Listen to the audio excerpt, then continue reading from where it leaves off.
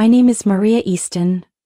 I'm 65 years old, and I just buried the man who walked beside me for nearly my entire life. For 38 years of marriage, the little house in the Charleston suburbs feels unnaturally cold. Ray, my husband, passed away 11 days ago after 7 months of fighting pancreatic cancer. I sat by his hospital bed through the long nights, held his hand tightly, whispering that I would be okay. I thought I knew what grief felt like, until the funeral happened. It was held at a small white wooden chapel at the end of Willow Street. That day a fine April drizzle fell, one of those persistent early spring rains, as if the sky was mourning the man who used to fix every tile on the roof and every porch light just to make me feel safe. I wore Ray's favorite black dress and the necklace he gave me on our 15th Christmas together. I tried to stay composed, just like Ray would have wanted. But when I stood in that small room filled with the scent of white chrysanthemums and beeswax candles, and caught sight of two people whispering just a few steps away, my heart tightened. I recognized Caleb's voice, my son, and his wife Denise. They didn't see me. They didn't know I was nearby. What do you think about Maple Grove? It's close to our house and they have full-time medical staff during the week. Makes sense. She really shouldn't live alone anymore. And that house? I'm not sure she can manage it much longer. Yeah. I'll bring it up gradually after the service. Outside, the rain kept falling like nothing had changed. But something inside me cracked. Ray hadn't even been gone 2 full weeks. His ashes hadn't been laid to rest and already they were discussing where to put me. As if I were some worn-out object that needed to be tucked away. Neat, clean, out of the way. I don't clearly remember the pastor's sermon that day. I can't recall who shook my hand or offered their condolences.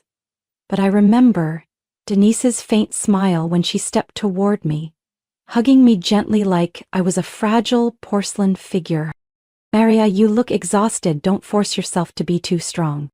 I met her words with silence. Behind her, Caleb wasn't mourning. He was calculating, his eyes already measuring the distance between sympathy and strategy. That evening, I sat alone in the living room, surrounded by framed memories of Ray and me. The plate of cookies Denise brought was untouched. She hadn't asked if I was hungry, just set it down with the line, "These are good for older people." I poured myself a small glass of Ray's red wine, the one he'd been saving since last year. The warmth slid down my throat, but my chest felt hollow. Less than 2 weeks after Ray passed, my son was already planning to move me to a safe place. This house? Every brick, every creak of the wooden floor, every scent of that first spring we moved in, meant nothing to them. I didn't say anything to Caleb and Denise that day. I still smiled politely, still said thank you. But in my mind another door began to open. 3 days after Ray's funeral, I got a phone call from the office of attorney Harold Klein, Ray's old friend and the same man who handled our property paperwork over a decade ago. His voice over the phone was as calm and steady as always, but something about it made me sit up straight in my quiet kitchen. "Maria, I need to meet with you privately," for Ray's handwritten request before he passed. I paused. "What for, Harold?" He left behind some documents, a handwritten letter. He asks that you be the only one to read it. I felt my heartbeat shift. Ray never did anything without reason. If he left a letter, it meant he knew something I hadn't been ready to face. We scheduled the meeting for Wednesday morning at Harold's office, on the 3rd floor of an old red brick building on Broadview Avenue. The place still smelled of old paper, strong coffee, and the kind of silence that demands focus. When I walked in, Harold stood up and extended his hand with a respect I rarely saw from men in the legal field. "Please, have a seat, Maria." I sat in the dark leather chair beside his desk, gripping my handbag tightly without realizing it. Harold opened a drawer and pulled out an envelope tied carefully with a pale brown string. The handwriting on it was familiar, like the postcards Ray used to send from his first business trip to Texas in 1984. I opened the letter with slightly trembling hands. The first line caught in my throat. "My Maria, if you're reading this, it means I'm no longer with you, the thing I feared most in life. But I know there's something even scarier, that you'll have to face things alone I can no longer protect you from." I kept reading, each sentence cutting straight into the softest part of me. "I don't want to speak badly of our son. But Caleb is no longer the boy we taught to build Lego on the living room rug. I've watched quietly and I know he no longer sees you as a mother. You're a responsibility, an asset, a burden. And Denise? She's pouring fuel into the smoke already rising in his mind. I closed my eyes, picturing Ray's face as he wrote those words. He was a quiet man, never quick to judge, and certainly not one to speak harshly of his child. For him to write this down, he must have seen clearly the things I, out of love, refused to see. I turned to the second page. Ray's tone grew more practical, so like him. I've made sure you'll never have to be afraid. Over the past 12 years, I've quietly transferred a portion of my construction company's profits into investment accounts under your name. As of now, you have nearly $1.7 million across 3 separate accounts, all solely in your name. I was stunned. Ray had never hinted at any of this. I thought he only had a modest pension, a few minor shares, and the nearly paid-off house. Harold slid a thin stack of documents toward me, neatly clipped inside a black leather folder. He instructed me to manage this estate under your direction only. No third party, including Caleb, can interfere without your signature. I flipped through the pages. The accounts were listed clearly. Current balances, identifying numbers, annual deposit records, and a breakdown of additional assets like a wooden cabin in Vermont, a place I'd never even visited. Ray had planned everything, not for death, but for the quiet battle that might follow. I read the final line of the letter. Maria, if you let yourself be controlled, let them convince you that you're weak, then everything I did will mean nothing. You once carried the entire family when I started a business with nothing but my bare hands. You stayed up all night tutoring so Caleb could attend a good school. You are not weak. You just need to remember how strong you've always been. And this time, hold on to that. Not for me, for yourself. I folded the letter and looked at Harold. He trusted you completely, he said softly. And if I may speak honestly, so do I. That Saturday the sky was a painfully clear blue. Sunlight stretched across Birch Hill Street where I'd lived for 30 years. The lavender bushes Ray planted last spring still reached toward the wooden steps. I wore a soft, smoky blue sweater and the scarf Ray used to love. Just enough to look mature and delicate. Exactly how Caleb and Denise wanted me to seem. They arrived on time like it was a business meeting. Caleb wore a buttoned-up dress shirt and carried a slim folder like a real estate agent. Denise smiled brightly in a pale cream dress, her hair neatly tied, as if heading to a seminar on proactive aging. We hope you'll like this place, Mom, Caleb said as the car pulled away, his voice subtly emphasizing the words Mom and like, as if trying to convince himself. I looked out the window. Rows of red brick houses passed by, each corner holding a memory I once shared with Ray. Memories that my son now planned to replace with antiseptic smells and scheduled meal times. Harmony Hills, that was the name, was a senior living facility designed like a miniature resort, nestled beside Riverstone Park. A black wrought iron gate curved at the entrance and the green lawn stretched all the way to the community center. Everything was spotless, organized, and eerily sterile. This place was actually featured in an article about the most welcoming retirement communities in the state, Denise announced enthusiastically, as if introducing a honeymoon resort. We were greeted by a woman named Miss Barbara Block, the resident transition director. She spoke quickly, her smile pasted on like a thin adhesive across her carefully made-up face. We don't call it a nursing home, but a community for active, independent, and connected living, she said, her voice like a Sunday morning infomercial. I nodded, keeping my eyes on everything. The pastel-flowered wallpaper in the common room, the folded wheelchair tucked into the corner of the waiting area. The air carried a scent, not quite antiseptic, not food either, but the smell of waiting. Waiting for something no one wanted to name.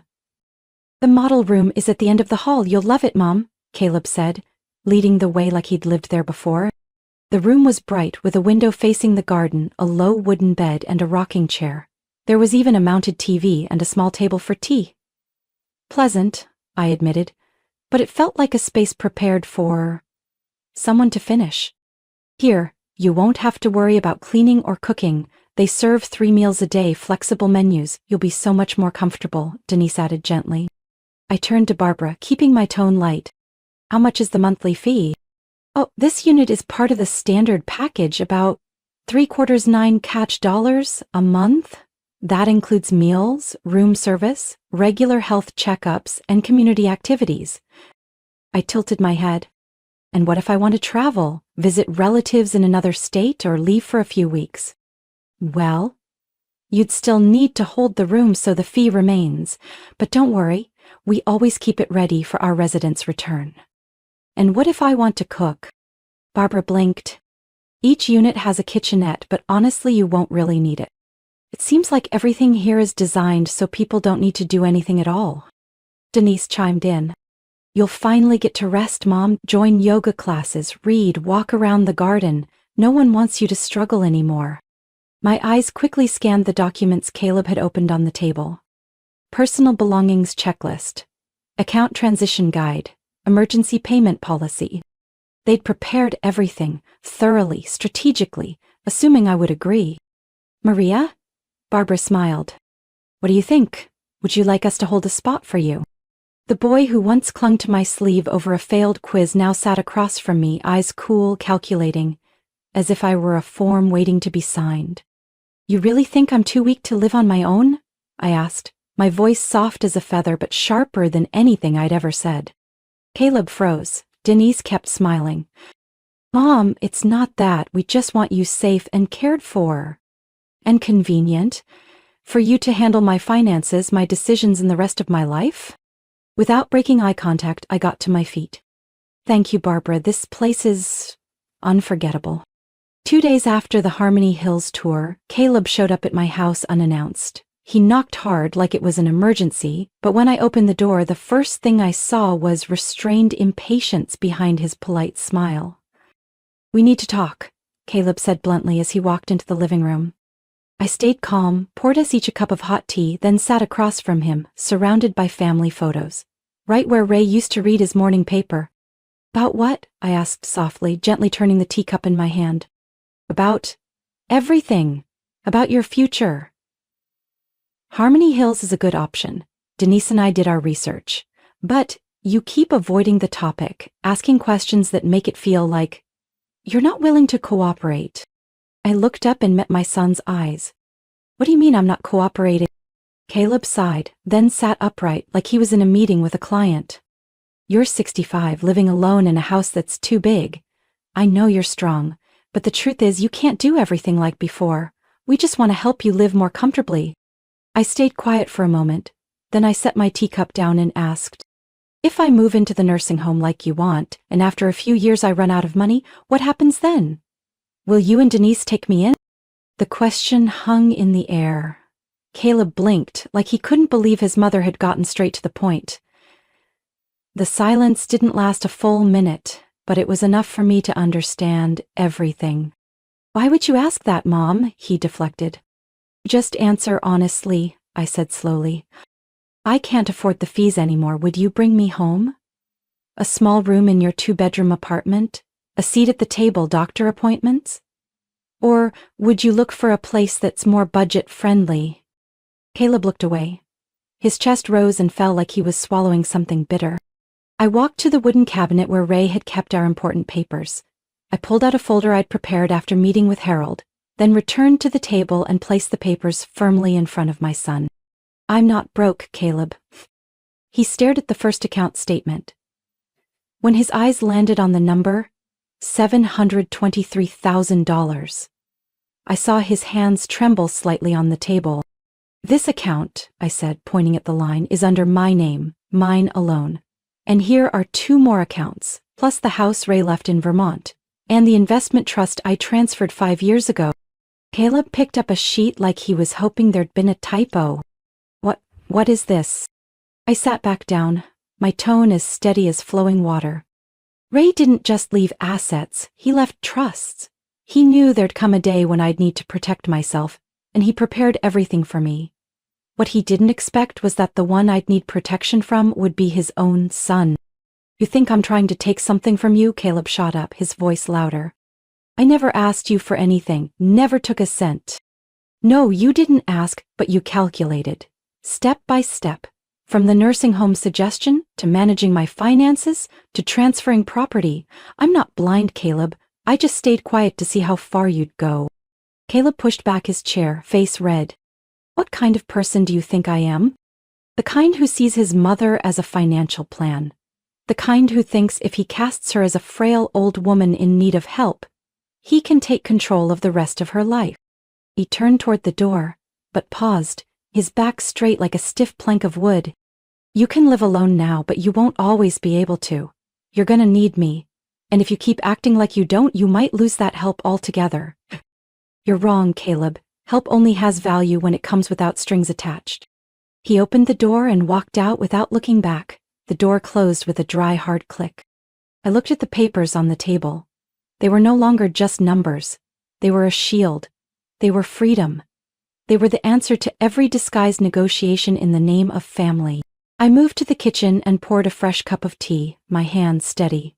Outside, the late afternoon sun lit up the lavender bushes out front. Caleb was gone, but the storm had only just begun. 1 week after that confrontation with Caleb, I registered an account on the website of Builders for Change, a nonprofit that builds homes and supports education in underprivileged communities in East Africa. I remember clearly typing, "retired high school teacher under previous occupation," and then pausing for a long time at the question, "What do you hope to bring to the community?" I wrote, "I want to prove that it's never too late to start living your own life." 3 weeks later, I booked a one-way ticket to Tanzania. The backpack I carried wasn't heavy, just a few lightweight clothes, a book Ray used to read, and a small notebook for blogging. I named the blog Second Journey and posted my first entry from Boston International Airport. My name is Maria Easton. I'm 65, my husband just passed away.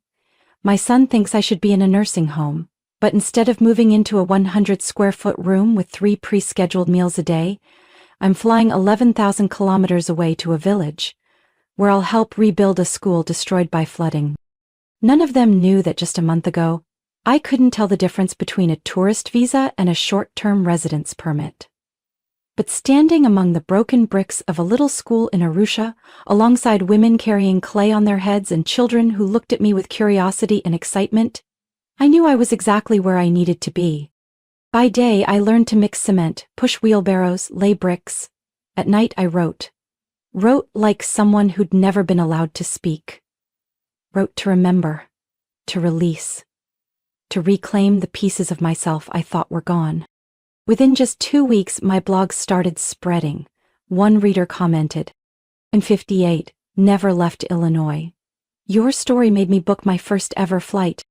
A widowed woman in Oregon wrote, "You don't know how much I cried reading your third post, when you described holding a hammer and realizing you still mattered."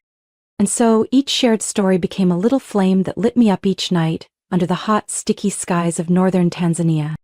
Meanwhile, Caleb started sending messages. At first, a few gentle reminders. "Mom, Denise is asking when you're coming back." Then it shifted to, "Mom, Denise is pregnant and we're pretty stressed about finances. Could you help out for the first few months? I'll take care of it later." I was no longer the one shielding others from the consequences of their immaturity. 3 months later, I relocated to Uganda with the mobile medical team from MedForward. Though I wasn't a healthcare worker, I was assigned to coordinate logistics, distribute basic medicine, and manage patient records. I learned how to mix oral rehydration salts, learned how to tell the difference between chest pain from a heart condition and a cough from malaria, learned how to listen without jumping to conclusions, a skill I realized Caleb and Denise should have learned long ago. One afternoon, while I was sitting under the wooden shelter editing a blog post, I received the one message that made me stop typing. "Mom, Denise just gave birth. It's a girl. We named her Eleanor, after your middle name. But we need you, please." I stared at the screen. Eleanor. The name Ray used to call me in his handwritten letters back when we were in college. My heart stirred for a moment, but then I remembered that afternoon in the living room, when I asked Caleb if he'd take me in if I ran out of money. And the silence that followed had answered everything. I closed my laptop. That night, I wrote my 20th blog post. People often confuse love with need, but loving someone doesn't mean letting them use your presence as a backup plan. Being a mother doesn't mean erasing yourself. Being a wife doesn't mean your life ends when your husband dies. I'm 65 years old. I'm living, not just breathing, but living every single minute. I hit publish. Outside the hut, rain fell in waves. Under the lantern light, I looked at my hands. Calloused, sun-darkened, bruised, but stronger than they'd ever been. Caleb never imagined this version of Maria, but I had, ever since I stepped onto that first flight, leaving behind a warm house and cold relationships. Freedom. I didn't ask anyone's permission to claim it. I was wiping the whiteboard in a makeshift classroom on the outskirts of Gulu, northern Uganda, when the phone rang. It was an unfamiliar number from the U.S. Massachusetts area code. I hesitated, then answered. "Is this Mrs. Maria Easton?" A gentle female voice came through, carrying a polished, professional tone. "This is Rebecca from Brookhaven Senior Care Center. I'm calling to confirm that you've agreed to receive long-term care services at our facility." I squinted. "I've never contacted your facility." A short pause, then the woman's voice softened, more cautious. "I understand. The issue is, your son, Mr. Caleb Easton, has called more than 6 times in the past 2 weeks. He identified himself as your legal representative and requested that we file a state assistance application on your behalf, including a cognitive capacity evaluation." I set my marker down and tightened my grip on the phone. "What did he say about my condition?" I asked, keeping my tone even. "That you've recently shown signs of confusion, are vulnerable to financial manipulation, and are no longer capable of making major decisions." I closed my eyes for a few seconds, fighting back the anger. "Thank you for calling, but let me make one thing clear. I am fully alert, sound of mind, and have the legal documentation to prove it. And if he contacts you again, please request a court-certified legal authorization. Otherwise, I ask that you stop entertaining claims made by someone trying to construct a false narrative." "I understand. I'm very sorry for the inconvenience, Mrs. Easton." The phone clicked off. I didn't move. Light filtered through the curtain, soft and golden, brushing against my hand like a quiet answer. Now roughened by months of work on construction sites, in clinics, in pop-up classrooms. A hand Caleb once thought was only good for signing checks, or power of attorney forms. That night, I opened my laptop, logged into the Second Journey blog, and began writing a new post. I titled it, "The Final Gift I'm Giving My Son." My son called a senior care facility, claiming to be my legal representative, and told them I'm starting to lose my mind. I'm writing this post from northern Uganda, where today I taught 17 children how to blend their first English syllables. I just helped coordinate a malaria medication distribution. Last night I worked on a grant proposal for school supplies in a village 25 miles away. If that's what confusion looks like, maybe the world could use more people losing their minds like me. I kept writing, this time without softening or tiptoeing like before. I understand that money worries can turn good people into schemers. I understand that fear of responsibility, of obligation, can make people invent reasons to control others. But I won't let anyone, not even someone who once called me mom, decide where I live, what I do, or whether I deserve to live freely. As I hit publish, within an hour the post had hundreds of comments. A woman from Georgia wrote, "You're not just living for yourself, you're living for mothers like me, who were pushed into the shadows because we were seen as a problem to solve." Another reader from Colorado said, "The greatest gift you gave your son was the truth, even if it hurt." I closed the laptop and sat quietly on the volunteer home's front step. In the darkness, insects chirped and the sound of children laughing in the distance carried through the air. I knew with certainty this was freedom Caleb could never imagine. The next morning, I received an email from attorney Harold Klein. "Maria, Caleb just contacted me. He inquired about filing for financial guardianship. I declined to assist. But I thought you should know, this is no longer just about money. It's a potential legal battle. If you'd like me to prepare a formal response, don't hesitate to reach out. Harold." I reopened my laptop and typed a new email to caleb.easton@gmail.com. Subject: About your mother's future. Caleb, I have received your messages and the missed calls you didn't bother to follow up on. I've also heard from Brookhaven about your attempts to declare yourself my legal representative in order to arrange a nursing home placement and apply for financial aid on my behalf. Are you truly concerned for me? Or are you just afraid of losing control over something you believe you're entitled to? I'll be direct. I am not anyone's financial backup plan.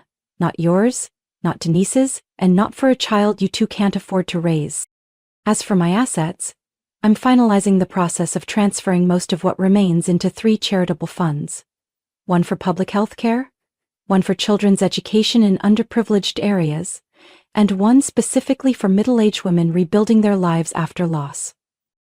If you plan to come looking for an argument later, understand this.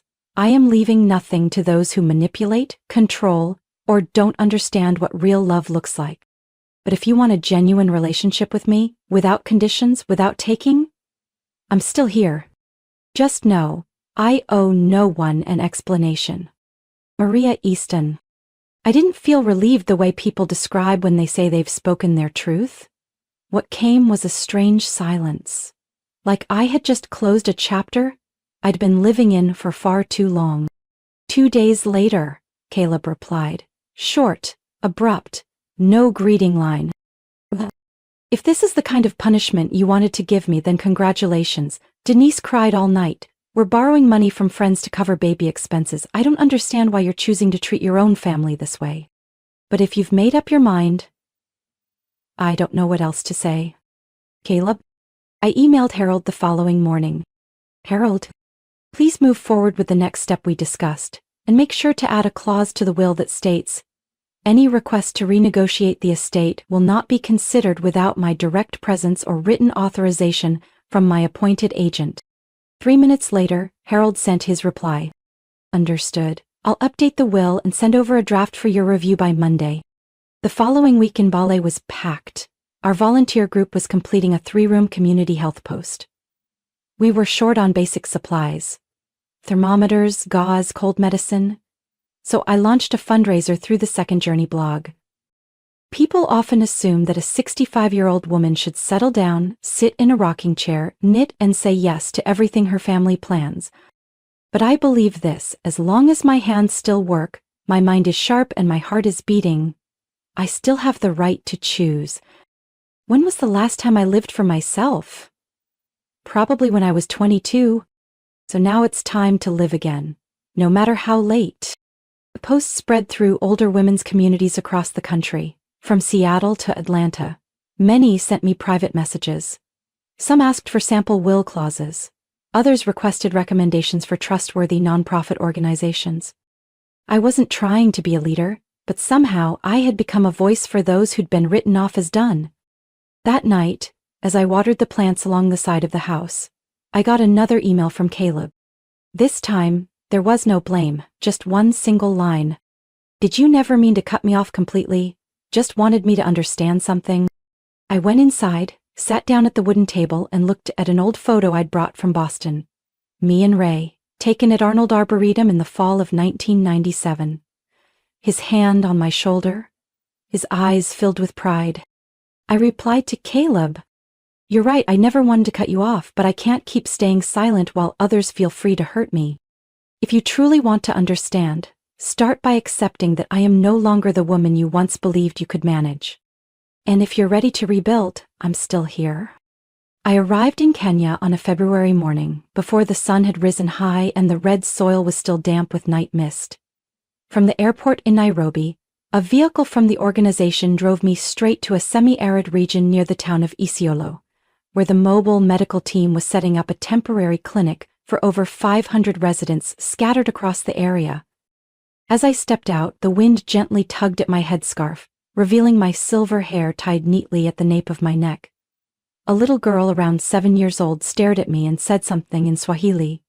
The interpreter laughed. "She's asking if you're the grandmother of the whole team." I smiled, bent down, and said, "Yes, sweetheart. But this grandmother still works." The work here was different from Uganda, harsher. The drought had made clean water more precious than gold.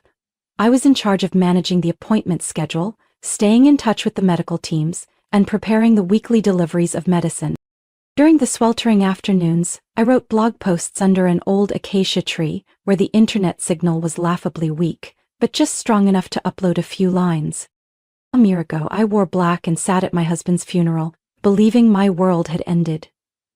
My son and his wife were discussing placing me in a nursing home, as if I no longer had the mental capacity to understand what they were saying. Today, I'm sitting on the other side of the world from Boston, writing this after helping distribute over 200 doses of fever medicine to children with malaria.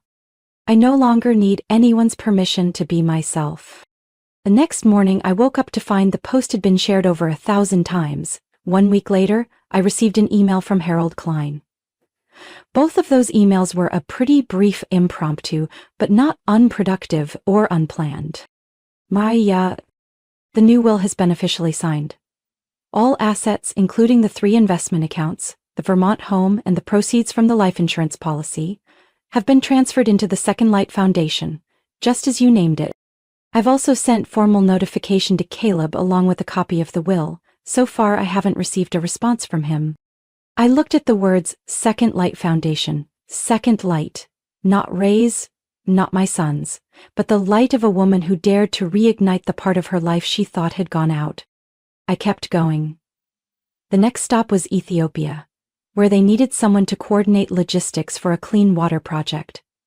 I closed my journal, slung my backpack over my shoulder. At 64, I had never felt more fully alive. My story isn't just a journey from widow to international volunteer. It's proof that age cannot confine the desire to live with purpose. I was once seen as a burden, my future mapped out by those I loved most. But I stood up, walked away from the silence, and chose a life of meaning, not to prove anything to anyone, but to honor myself. Sometimes the greatest freedom isn't in where you go, but in daring to go at all. What do you think about Maria's choice? Was she too strong, or just strong enough to reclaim her life? Share your thoughts below, and don't forget to follow the channel for more powerful stories about family and life.